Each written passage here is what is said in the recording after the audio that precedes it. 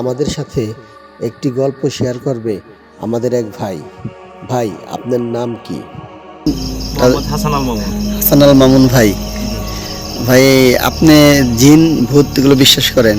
বিশ্বাস করি বলতে প্র্যাকটিক্যালি আমি অনেক কিছু দেখছি এবং আমার পার্শ্ববর্তী এই জিন ভূত সম্পর্কে অনেক কিছুই শুনছি, এগুলি একবারই বাস্তব। ওইখান থেকে একটা ঘটনা আমাদের শোনাবেন? হ্যাঁ, শোনানো যা। আচ্ছা, শুনান, আমাদের শ্রোতারা শুনবে। আমার হইলো যে ঘটনাটা বলবো, এটি হচ্ছে ময়মনসিংহে। ময়মনসিংহ গফরগাঁও। ওখানে একজন মোটরসাইকেল মেকার আছে, উনি এখনও মেকারি করেন। ওনার বয়স মনে হয় যখন 31-32, তখন খুব সার্ভিস দিত বিভিন্ন জায়গায়। এবং ওনার বিভিন্ন ধরনের এই কাস্টমার আছে, অফিসার টফিসার এই ধরনের অনেক কাস্টমার আছে। এক ভদ্রলোক আছে, ওনার এক এই মোটরসাইকেল নষ্ট হয়ে গেল। তখন আসলো বিকালবেলা, এসে বললো যে ভাই, আমি তো রাত্রে ইয়াতে থাকবো, বাসায় থাকবো, আমার গাড়িটা একটু দেখে আসো। তখন উনি দিনের কাজ শেষ করিয়া সন্ধ্যা করে গেল এই ময়মনসিংহ গফরগাঁও এলাকায়। ওইটা কিন্তু আবার একটু ডেয়ারিং এলাকা, মার্ডার টাডার মানে সন্ত্রাসী বেশি হয়। বেশি হয়। তাছাড়া বিভিন্ন জঙ্গল টঙ্গল আছে, কিন্তু প্রায় জায়গার মধ্যে দেখবেন লাশটা ঝুলাই দিয়েছে, এই ধরনের ইয়াগুলি হয় বেশি। আর বিশেষ করে জিনগুতের এটাও ওইদিকে প্রকোপটা বেশি।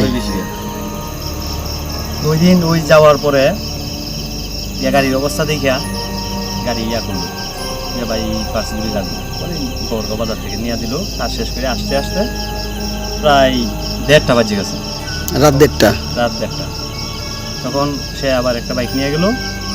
ওই বাইক দিয়া আবার বাড়িতে আসার পথে খালি এই পুরা রাস্তা ফাঁকা, একেবারেই ফাঁকা। মানে আপনার মাঠের ভিতর দিয়ে রাস্তা? হ্যাঁ, মাঠের ভিতর দিয়ে রাস্তা, একেবারেই ফাঁকা। দুই পাশে দিয়ে আবার কতটুকু আসছে, আসার পথে এক পাশে দিয়ে আবার নদী।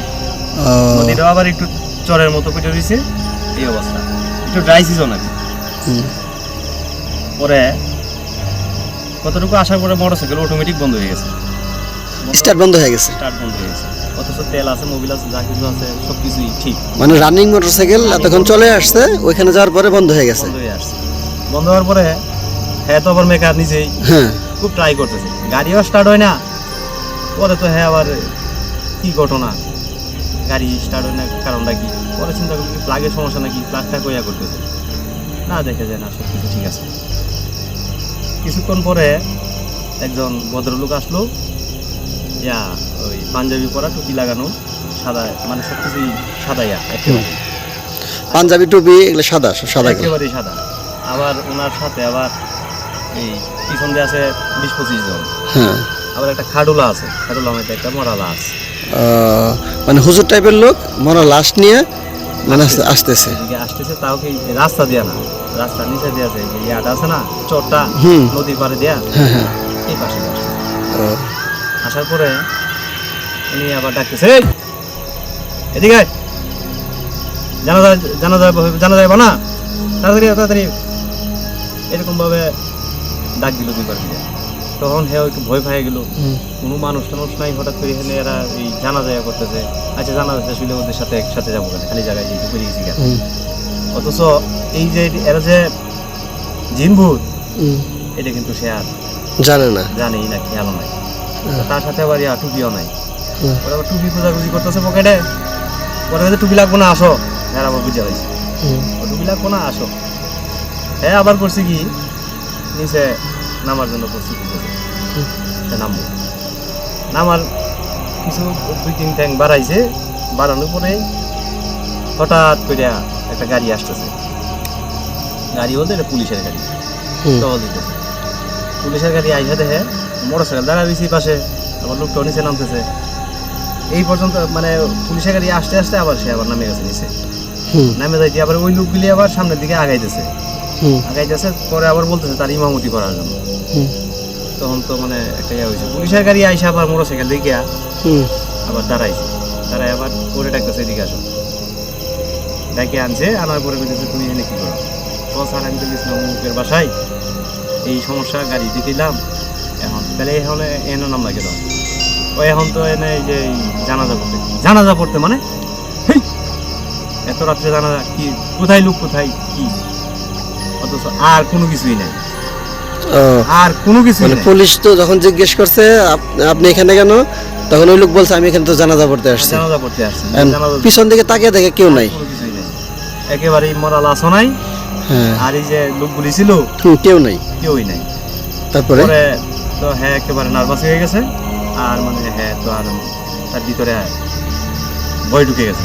হুম, ভয় ঢুকাতে পরে কি করবো, পরে পুলিশের গাড়ি দাঁড়ায়া পরে বলছে তুমি গাড়ি চালাও।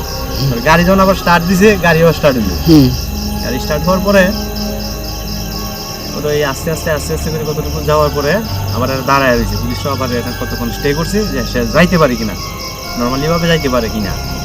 পরে কিছুক্ষণ পরে দেখা যায় না সে যাইতেছে।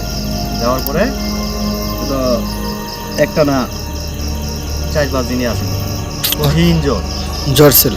জ্বর ছিল। ডাক্তারের কাছে নিল, বিভিন্ন হসপিটালে নিল, রক্ত পরীক্ষা করলো, এই সেই অনেক কিছু, কোনো রেজাল্ট নাই।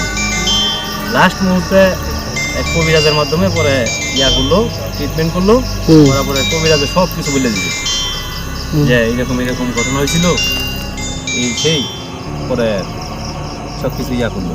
উনি আবার ট্রিটমেন্ট করার পরাতে আবার এখন ভালো হইলো। এখন আবার সুস্থ, এখন সুস্থ আছে, তবে আর রাত্রে বেলা আর সে বাহিরে যায় না। বাহিরে যায় না, যত টাকাই দেন সেবা দেয় দিনের বেলা, রাত্রে আর সেবা দেয় না। আসলে ধন্যবাদ। ধন্যবাদ হাসান ভাই আপনাকে।